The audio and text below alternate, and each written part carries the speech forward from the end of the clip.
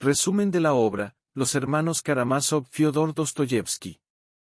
La historia comienza en una pequeña ciudad de Rusia, donde vive Fyodor Pavlovich Karamazov, un terrateniente vulgar, libertino y egoísta, conocido por su conducta escandalosa y por haber convertido su vida en un espectáculo de excesos y degradación. Aunque posee dinero, carece de honor y de sentimientos nobles. Sus burlas, su avaricia y su lujuria lo han hecho despreciable para todos, incluso para sus propios hijos. Fyodor tuvo 2 matrimonios. De su primer enlace nació Dmitri Fyodorovich, el hijo mayor. La madre de Dmitri murió cuando él era aún un niño, y su padre nunca mostró verdadero interés por criarlo. El niño pasó de mano en mano entre familiares y conocidos, creciendo con resentimiento hacia su progenitor. Desde joven, Dmitri desarrolló un carácter apasionado, impulsivo y orgulloso. Amaba con intensidad, odiaba con violencia y actuaba sin medir consecuencias. Del segundo matrimonio de Fyodor nacieron Iván y Alexei, llamados comúnmente Aliosa. Tras la muerte de su madre, ambos también quedaron prácticamente abandonados. Iván creció como un joven brillante, reservado y profundamente racional. Su inteligencia lo convirtió en un pensador crítico, incapaz de aceptar las injusticias del mundo sin cuestionarlas. Aliosa, en contraste, desarrolló una naturaleza bondadosa, humilde y profundamente espiritual. Poseía una sensibilidad especial hacia el sufrimiento humano y una fe sincera en la bondad. Los 3 hermanos crecieron alejados entre sí sin el cuidado paterno, unidos solo por el apellido Karamazov y por la sombra vergonzosa de su padre. A pesar de ello, cada uno representa una faceta distinta del alma humana. Dmitri encarna la pasión, Iván la razón y Aliosa la fe. Cuando Dmitri alcanza la adultez, vuelve para reclamar la herencia materna que Fyodor ha administrado deshonestamente. El padre, acostumbrado al engaño, manipula las cuentas y evita darle lo que considera justo. Este conflicto económico despierta una hostilidad feroz entre ambos. Dmitri acusa a su padre de ladrón, mientras Fyodor ridiculiza las demandas de su hijo. La disputa se vuelve cada vez más violenta. A esta tensión se suma la aparición de Grusenka, una joven hermosa y seductora que despierta la obsesión tanto del padre como del hijo. Dmitri se enamora perdidamente de ella y está dispuesto a sacrificarlo todo por su amor. Fyodor, dominado por su lujuria senil, también la desea y pretende conquistarla con dinero. Esta rivalidad amorosa convierte el conflicto entre padre e hijo en una guerra abierta. Mientras tanto, Aliosa vive en el monasterio bajo la guía del starets Zosima, un anciano monje venerado por su sabiduría y compasión. Zosima enseña que cada persona es responsable del dolor del mundo y que la humildad y el amor son caminos hacia la redención. Aliosa admira profundamente al anciano y encuentra en él una figura paterna que jamás tuvo. Preocupado por la creciente enemistad entre Dmitri y Fyodor, Aliosa intenta reconciliar a la familia. Se organiza una reunión en el monasterio con la esperanza de que la autoridad moral de Zosima logre restaurar la paz. Allí se reúnen Fyodor, Dmitri, Iván y Aliosa. La reunión pronto se convierte en un espectáculo vergonzoso. Fyodor se comporta con vulgaridad, burlándose de todos y faltando al respeto al monasterio. Dmitri llega furioso, acusando a su padre de robarle y de competir con él por Grusenka. Los insultos crecen hasta convertirse en amenazas. La tensión es insoportable. En medio de aquella escena caótica, ocurre un momento inesperado. El anciano Zosima se inclina profundamente ante Dmitri. Nadie comprende ese gesto. Algunos creen que es una señal de respeto, otros lo interpretan como un presagio. Aliosa queda desconcertado. Zosima, con su sabiduría silenciosa, parece percibir el inmenso sufrimiento y la tragedia que rodean a Dmitri. La reunión fracasa. No hay reconciliación. Los resentimientos quedan más vivos que nunca. Dmitri sale consumido por la rabia, Fyodor permanece en su bajeza, Iván observa todo con distancia crítica, y Aliosa siente que la familia está al borde de una desgracia. Al finalizar este primer momento de la historia, las fuerzas que impulsarán la tragedia ya están en marcha: la codicia, el deseo, el resentimiento y las dudas espirituales. En el centro de todo está la figura corrupta del padre, cuya presencia descompone la vida de sus hijos. Cada hermano deberá enfrentar su propia lucha interior mientras la amenaza de la violencia crece. La tragedia de los Karamazov apenas comienza. Tras el humillante encuentro en el monasterio, la tensión dentro de la familia Karamazov se intensifica. La rivalidad entre Dmitri y su padre Fyodor Pavlovich ya no gira solo en torno al dinero, sino también alrededor de Grusenka, la mujer que ambos desean. Dmitri vive atormentado por los celos y la desesperación. Está convencido de que su padre intenta arrebatarle el amor de la joven usando su fortuna. La pasión domina todos sus actos y su carácter violento se vuelve cada vez más peligroso. Dmitri además está comprometido con Katerina Ivanovna, una mujer noble y orgullosa que se enamoró de él después de que Dmitri la ayudara en un momento de necesidad. Katerina lo ama con una mezcla de gratitud, admiración y sacrificio. Aunque Dmitri reconoce la nobleza de ella, no puede corresponderle plenamente, porque su corazón pertenece a Grusenka. Esta situación lo llena de culpa, pero no logra liberarse de la fuerza de sus deseos. Katerina, por su parte, mantiene una relación cada vez más cercana con Iván Karamazov. Iván admira su inteligencia y dignidad, mientras ella encuentra en él estabilidad y comprensión. Entre ambos surge una tensión silenciosa que contrasta con la relación tumultuosa entre Katerina y Dmitri. A través de este triángulo, la historia revela otra lucha interior, la del deber frente al deseo. Mientras Dmitri se consume en sus pasiones, Iván atraviesa un conflicto mucho más profundo. Su mente racional rechaza las explicaciones religiosas tradicionales y se rebela contra la idea de un mundo gobernado por un Dios justo. En conversaciones con Aliosa, expresa su dolor ante el sufrimiento de los inocentes, especialmente el de los niños. Para Iván, ninguna armonía futura puede justificar el dolor presente. Esta idea lo lleva a cuestionar la existencia de un orden moral divino. Iván relata entonces a su hermano un poema filosófico que ha imaginado, El Gran Inquisidor. En esta narración, Cristo vuelve a la tierra durante la época de la Inquisición en Sevilla. Realiza milagros y despierta esperanza entre el pueblo, pero es arrestado por el Gran Inquisidor, quien le explica que la humanidad no desea la libertad espiritual que Cristo ofreció, sino seguridad, pan y autoridad. Según el inquisidor, la Iglesia ha corregido la obra de Cristo al someter a los hombres mediante el poder. La historia del Gran Inquisidor refleja el conflicto interno de Iván, la lucha entre la necesidad de creer y la imposibilidad de aceptar un mundo tan lleno de injusticia. Iván no encuentra paz ni en la fe ni en la negación. Su inteligencia lo empuja a cuestionarlo todo, pero su corazón permanece inquieto. Aliosa escucha con dolor las palabras de su hermano. Aunque no tiene respuestas filosóficas complejas, mantiene una fe humilde basada en el amor y la compasión. Para él, la verdad no se encuentra solo en la razón, sino también en la entrega al prójimo. Este contraste entre Iván y Aliosa representa una de las tensiones centrales de la obra, la confrontación entre razón y fe. Mientras tanto, en el monasterio ocurre un hecho inesperado. El venerado Starets Zosima muere.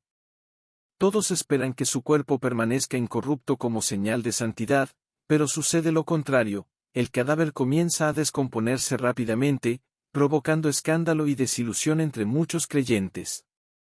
Los enemigos del anciano aprovechan el hecho para burlarse de su fama de santidad. Para Aliosa, la muerte de Zosima representa una prueba espiritual devastadora. Había depositado en su maestro la imagen viva de la santidad, y ahora enfrenta la humillación pública de esa esperanza. Por primera vez, su fe vacila. Siente dolor, confusión y una profunda tristeza. En medio de esa crisis, Aliosa recibe el apoyo de Grusenka, quien hasta entonces había sido vista como una mujer frívola y manipuladora. Durante un encuentro inesperado, ella muestra una faceta humana y vulnerable. Habla de su propio sufrimiento y de su deseo de redención. Este momento conmueve profundamente a Alyosha, quien descubre que incluso en las almas más heridas puede existir bondad. Esa misma noche, Alyosha experimenta una renovación espiritual. Recordando las enseñanzas de Zósima sobre el amor universal, siente que su fe renace con más fuerza. Comprende que la santidad no depende de milagros visibles, sino de la capacidad de amar y perdonar. Sale del monasterio decidido a participar en el mundo y a servir a los demás. Mientras Alyosha recupera esperanza, Dimitri se hunde más en la desesperación. Necesita dinero urgentemente para huir con Grusenka y cree que su padre guarda una suma destinada a ella. Obsesionado por esta idea, espía la casa paterna y habla abiertamente de matar a Fiodor. Sus amenazas son conocidas por todos, lo que prepara el terreno para la tragedia. Los caminos de los hermanos parecen dirigirse hacia destinos opuestos, Dimitri hacia la violencia, Iván hacia la duda y Alyosha hacia la compasión. Sobre todos ellos pesa la sombra de un crimen inminente. La tensión acumulada entre Dmitri Karamazov y su padre alcanza un punto insoportable. Durante semanas, Dmitri ha vivido obsesionado con la idea de que Fyodor Pavlovich guarda dinero reservado para Grusenka, la mujer que ambos desean. Consumido por los celos, la desesperación y la necesidad de conseguir recursos para huir con ella, Dmitri pierde el control de sus actos. En la ciudad, todos conocen la enemistad entre padre e hijo. Dmitri ha declarado públicamente que matará a Fyodor si éste continúa provocándolo. Sus arrebatos violentos, sus amenazas y su conducta errática hacen pensar a todos que la tragedia es inevitable. Incluso él mismo teme ser capaz de cometer un crimen en uno de sus impulsos. Dmitri logra conseguir algo de dinero vendiendo pertenencias y pidiendo préstamos, aunque sigue siendo insuficiente para sus planes. Se siente humillado y atrapado. Cree que su padre le ha robado la herencia que le corresponde y que ahora pretende quitarle también a Grusenka. Esta mezcla de resentimiento económico y rivalidad amorosa envenena su mente. Una noche, Dmitri descubre que Grusenka ha salido de casa y sospecha que se dirige a ver a Fyodor. Fuera de sí, corre desesperado hacia la casa paterna. Lleva consigo un objeto contundente y su rabia es tal que parece dispuesto a matar. Al llegar, observa la vivienda desde el jardín. Sabe que su padre espera la visita de Grusenka y que ha preparado dinero para seducirla. Dmitri se siente traicionado y enloquecido. Entra en la propiedad saltando la cerca, como un hombre dominado por la furia. En medio del caos, se encuentra con Grigori, el viejo sirviente fiel de la familia, quien intenta detenerlo. Dmitri lo golpea violentamente en la cabeza y lo deja tendido en el suelo, creyendo incluso que podría haberlo matado. En ese momento, el horror de su propia violencia lo sacude. Temeroso, huye del lugar sin haber visto a su padre. Más tarde esa misma noche, Fyodor Pavlovich Karamazov es hallado asesinado en su habitación. Ha sido golpeado brutalmente y el dinero que guardaba ha desaparecido. Todas las sospechas recaen inmediatamente sobre Dmitri. La evidencia parece aplastante. Dmitri había amenazado con matar a su padre. Fue visto merodeando la casa esa misma noche.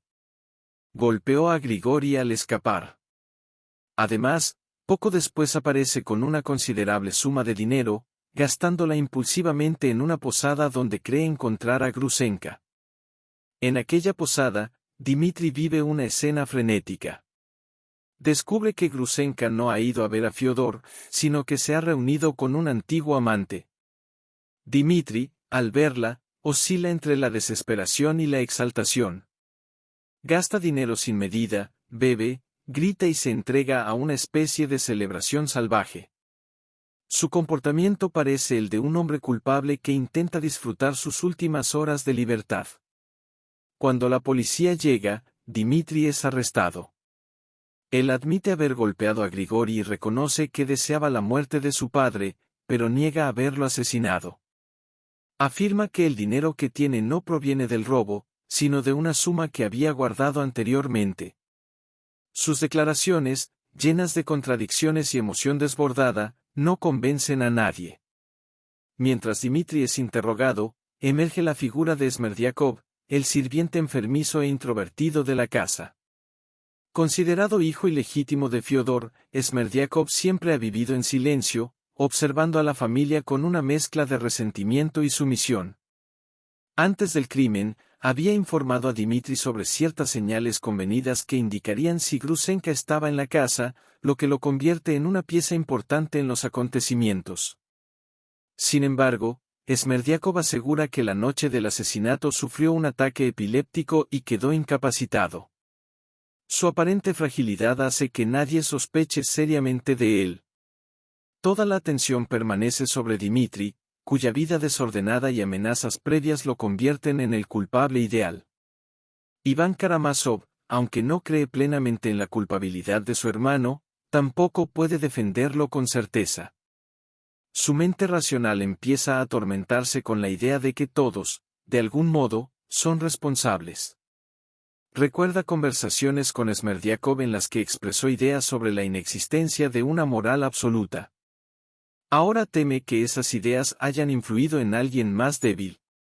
Alyosha, convencido de la inocencia de Dmitri respecto al asesinato, intenta sostener a su hermano en medio del desastre. Ve en él a un hombre culpable de violencia y excesos, pero no de parricidio. Aún así, las pruebas materiales y la opinión pública se vuelven cada vez más aplastantes.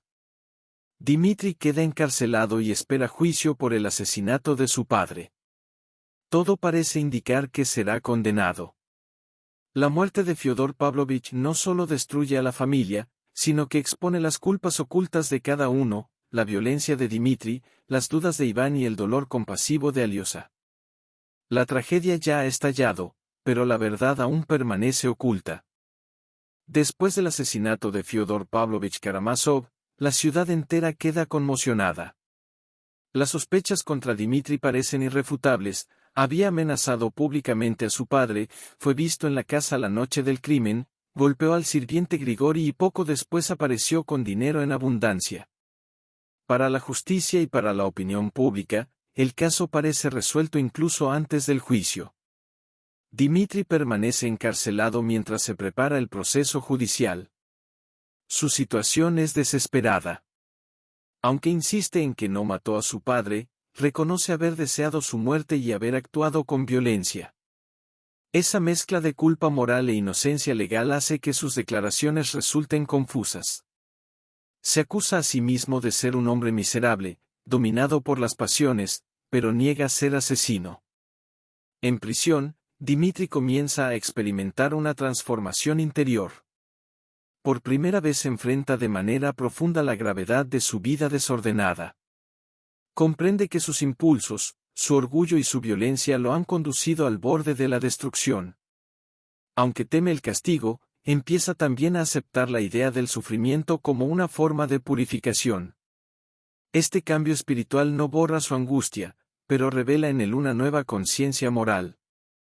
Mientras tanto, Iván Karamazov vive su propia crisis. La sospecha de que Smerdyakov puede estar implicado en el crimen empieza a atormentarlo. Recuerda conversaciones anteriores en las que Smerdyakov interpretó sus ideas filosóficas como una justificación para actuar sin límites morales. Iván había defendido intelectualmente la idea de que, sin Dios, todo estaría permitido. Ahora teme que esas palabras hayan servido como permiso para el asesinato. Impulsado por la culpa, Iván visita a Smerdyakov. Durante la conversación, el sirviente revela poco a poco la verdad: él fue quien asesinó a Fyodor Pavlovich. Aprovechó que Dmitri había irrumpido en la casa y luego había huido tras golpear a Grigori. Entró en la habitación de Fyodor, lo mató y robó el dinero, sabiendo que todas las sospechas recaerían sobre Dmitri. Smerdyakov explica que actuó convencido de que Iván, en el fondo, deseaba la muerte del padre. Según él, las ideas de Iván le hicieron entender que el crimen era moralmente posible y que nadie tenía derecho a juzgarlo. Aunque Iván no participó directamente, Smerdyakov lo acusa de ser responsable en espíritu. La confesión destruye el equilibrio mental de Iván. La distancia racional que había mantenido frente a la vida se derrumba. Comprende que las ideas no son abstractas cuando afectan las acciones humanas. Su sentimiento de culpa crece hasta volverse insoportable. Empieza a sufrir fiebre, delirios y alucinaciones. En uno de los momentos más intensos de la novela, Iván tiene una visión del diablo, que aparece con la figura de un caballero vulgar y burlón. Este visitante imaginario expresa las dudas y contradicciones de Iván, ridiculizando sus ideas filosóficas y enfrentándolo con su propia responsabilidad moral. La escena simboliza la desintegración interior de Iván, su razón, separada de toda fe y de toda compasión, se vuelve contra él mismo. A pesar de su estado mental, Iván decide presentarse en el juicio para declarar la verdad. Está decidido a salvar a Dimitri revelando la confesión de Smerdiakov. Pero antes de que pueda hacerlo, Smerdiakov se suicida, dejando solo una nota ambigua. Sin testimonio firme ni pruebas materiales, la verdad queda debilitada. Llega entonces el juicio de Dimitri, que se convierte en un acontecimiento público. La sala se llena de curiosos. El fiscal presenta a Dimitri como ejemplo de desenfreno moral, un hombre violento, dominado por la codicia y la lujuria, capaz de asesinar a su padre por dinero y por celos. Más que demostrar hechos concretos, el fiscal construye el retrato psicológico de un culpable. La defensa intenta mostrar la complejidad humana de Dimitri, argumentando que sus excesos no prueban el asesinato. Señala que su carácter apasionado no basta para condenarlo. No obstante, la fuerza emocional del fiscal y la apariencia desordenada de Dimitri pesan más que las dudas razonables. Cuando Iván aparece para declarar, su estado mental es tan alterado que nadie toma en serio sus palabras. Intenta denunciar a Smerdiakov como verdadero asesino, pero sus delirios y contradicciones hacen que parezca fuera de sí. Su testimonio fracasa y hasta perjudica la causa de Dimitri. Finalmente, el jurado declara culpable a Dimitri. La sentencia lo condena a trabajos forzados en Siberia. La decisión es celebrada por muchos como triunfo de la justicia, aunque la verdad no haya sido descubierta. La condena de Dimitri revela una amarga ironía: es inocente del asesinato, pero culpable de haber alimentado con sus actos la imagen del criminal. La justicia humana lo juzga por las apariencias, mientras la verdad moral permanece más compleja y dolorosa.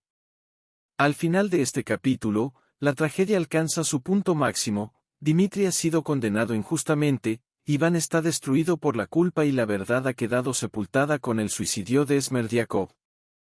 Tras la condena de Dimitri Karamazov a trabajos forzados en Siberia, la familia queda moralmente devastada. La sentencia ha cerrado el proceso judicial, pero no ha resuelto el drama interior de los hermanos. La verdad sobre el asesinato de Fyodor Pavlovich permanece enterrada con la muerte de Smerdiakov, y cada uno de los hermanos enfrenta ahora las consecuencias espirituales de la tragedia. Dimitri, aunque inocente del asesinato, ha sido declarado culpable por la justicia humana. En prisión, acepta que, aunque no mató a su padre, sí es responsable de una vida marcada por la violencia, la pasión desenfrenada y el odio. Reconoce que durante mucho tiempo deseó la muerte de Fyodor y que sus acciones prepararon el camino para que la sospecha recayera sobre él. Esta conciencia le produce dolor, pero también una transformación profunda. Antes impulsado solo por sus deseos, Dimitri empieza a comprender el valor redentor del sufrimiento. Por medio del dolor descubre una nueva sensibilidad moral. Ya no piensa únicamente en escapar de la condena, sino en la posibilidad de purificarse interiormente. En esta evolución se percibe una de las ideas centrales de la obra: el sufrimiento aceptado con humildad puede conducir al renacimiento espiritual. Aún así, sus seres queridos no están dispuestos a abandonarlo. Katerina Ivanovna, pese al daño emocional que Dimitri le ha causado, sigue sintiendo una mezcla de amor, compasión y culpa. Al mismo tiempo, Grusenka, quien ha dejado atrás parte de su antigua frivolidad, permanece fiel a Dimitri y desea acompañarlo incluso en el destierro. Ambas mujeres representan caminos distintos de amor y sacrificio. Se prepara en secreto un plan de fuga para que Dimitri escape antes de ser enviado a Siberia. Algunos amigos y familiares organizan la posibilidad de huir al extranjero junto a Grusenka. Dimitri vacila entre aceptar la fuga o asumir el castigo. Una parte de él desea comenzar una nueva vida lejos de Rusia, otra siente que escapar sería rechazar la oportunidad de redención que el sufrimiento le ofrece. Esa lucha interna muestra que el verdadero conflicto ya no es externo, sino espiritual. Mientras Dimitri busca sentido en medio de la condena, Iván Karamazov cae gravemente enfermo. La culpa por la muerte del padre y la confesión de Smerdiakov han destruido su equilibrio mental. Su brillante inteligencia, que había intentado comprender el mundo desde la razón pura, se enfrenta ahora a sus propios límites. Iván descubre que la negación de toda responsabilidad trascendente no libera al ser humano, al contrario, puede dejarlo atrapado en una culpa insoportable. La enfermedad de Iván simboliza el fracaso de una razón separada del amor y de la fe. Sus ideas sobre la libertad absoluta y la ausencia de límites morales se vuelven contra él. La lucidez intelectual no basta para sostener el peso de la conciencia. Su sufrimiento es el precio de haber querido comprender la vida sin aceptar el misterio moral que la sostiene. En contraste, Alyosha Karamazov emerge como el centro espiritual de la historia. Después de la muerte del anciano Zosima, Alyosha ha aprendido que la fe auténtica no consiste en esperar milagros, sino en amar activamente a los demás. A lo largo de la tragedia familiar, se convierte en fuente de consuelo para Dimitri, para Iván y para quienes lo rodean. Alyosha entiende que no puede cambiar la sentencia de su hermano ni borrar el pasado, pero sí puede mantener viva la esperanza. Su compasión no nace de la ingenuidad, sino de una profunda aceptación del sufrimiento humano. Frente al odio, ofrece amor; frente a la desesperación, ofrece sentido. La novela concluye con un episodio aparentemente sencillo pero profundamente simbólico. Alyosha se reúne con un grupo de niños, amigos del pequeño Ilyusha, un niño que ha muerto después de una enfermedad dolorosa. En el funeral, Alyosha habla a los muchachos sobre la importancia de conservar el recuerdo del amor vivido. Les dice que incluso en medio del sufrimiento humano, los momentos de bondad permanecen como una fuerza capaz de sostener la vida. Ese discurso final resume el mensaje espiritual de la obra. En un mundo marcado por la culpa, el dolor y la injusticia, el amor fraterno y la memoria del bien son la respuesta más profunda. Dostoyevski no ofrece una solución fácil al problema del mal, pero afirma que la redención es posible a través de la compasión y la responsabilidad compartida. El destino inmediato de Dimitri queda abierto, al igual que la recuperación de Iván. La novela no cierra todas las heridas ni resuelve todos los conflictos externos. Lo esencial no está en el desenlace material, sino en la transformación moral de los personajes. Dimitri descubre la posibilidad de redimirse, Iván enfrenta el vacío de sus ideas y Alyosha encarna la esperanza espiritual. Así termina la historia de los hermanos Karamazov, no con una victoria terrenal, sino con la afirmación de que incluso en el dolor más profundo puede nacer la esperanza. Entre la culpa y el sufrimiento, el amor sigue siendo la única fuerza capaz de salvar al ser humano. Suscríbete a mi canal para subir más contenido. Gracias.